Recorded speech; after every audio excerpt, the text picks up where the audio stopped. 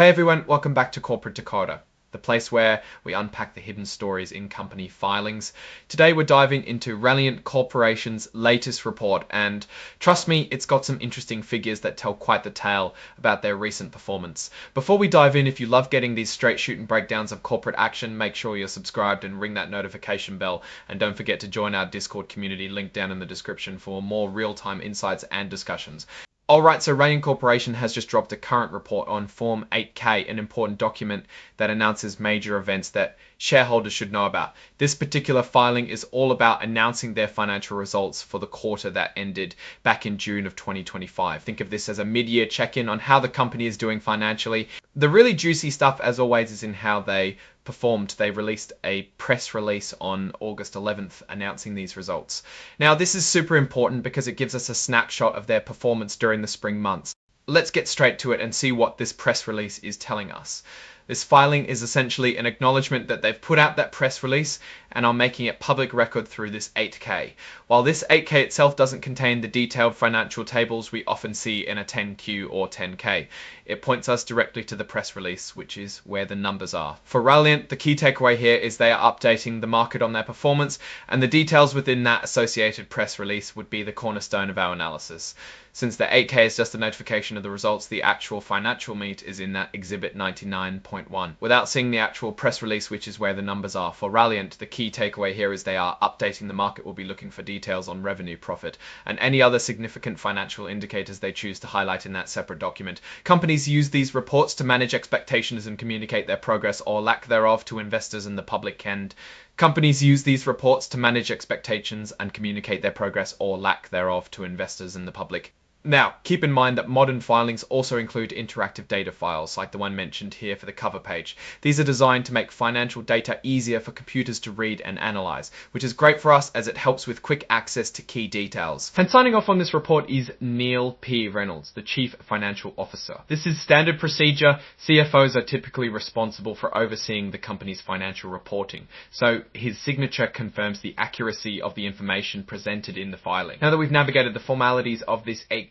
report, let's think critically about what Ralliant Corporation is telling us. By issuing this report, they are confirming a public announcement of their quarterly financial results.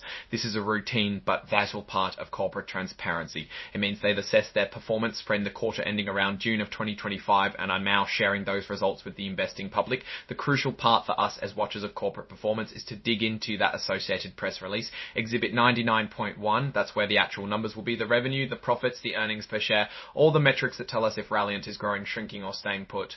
Without those specific figures from the press release, this 8K acts as a signpost, directing us to where the real store serves the investing public. The crucial part for us as watchers of corporate performance is to dig into that associated press release. This 8K acts as a signpost, directing us to where the real story lies. It tells us that Ralliant is actively engaging with the market and providing updates. What we hope to see in that press release are clear indications of performance trends. Are they beating expectations, meeting them, or falling short? Looking at the broader picture here, Ralliant Corporation is using the standard channels to communicate its financial health. This is a regulated process and they're adhering to it. The fact that they're releasing these results means they have numbers to report and feel it's important to share them. The real test of Ralliant's progress will be in the details of that press release. If, for instance, sales are up but profits are down, that would suggest they're spending more to make money, which could be a red flag depending on the reasons. Conversely, if both are up, it points to a healthy growth trajectory. We're also interested in any commentary they might provide on future outlooks or any challenges they're facing. Are they investing heavily in new products, expanding into new markets, or dealing with increased competition? All of that context typically accompanies the release of quarterly results.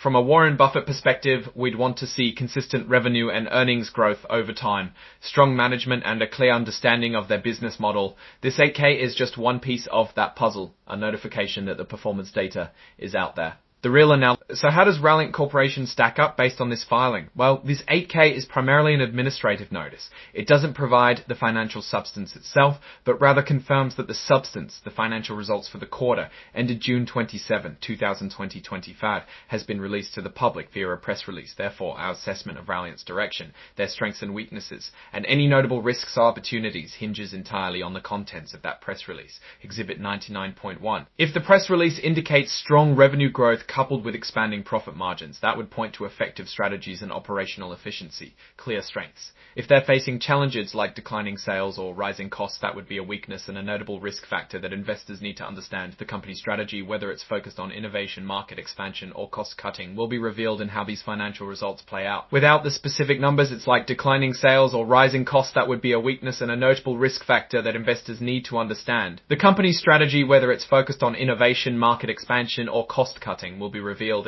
in conclusion. Ralliant Corporation has fulfilled its duty to inform the market about its recent financial performance. The 8K filing is the official nod to this information release.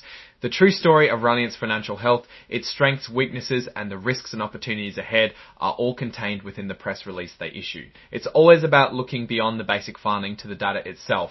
What's your take on Ralliant Corporation's approach to reporting? Do you think these kinds of filings give you enough insight, or do you always need to dig deeper? Let me know your thoughts in the comments below. If you found this breakdown valuable, please hit that like button and subscribe for more insightful analyses of corporate filings. And of course, check out the Discord community we have linked in the description. It's a great place to discuss these topics further. Thanks for watching, and I'll see you at the enough insight, or do you always need to dig deeper? Let me know your thoughts in the comments below. If you found this breakdown valuable, please hit that like button and subscribe for more insightful analyses of corporate filings. And of course, check out the Discord community we have linked in the description. It's a great place to discuss these topics further. Thanks for watching, and I'll see you in the next video.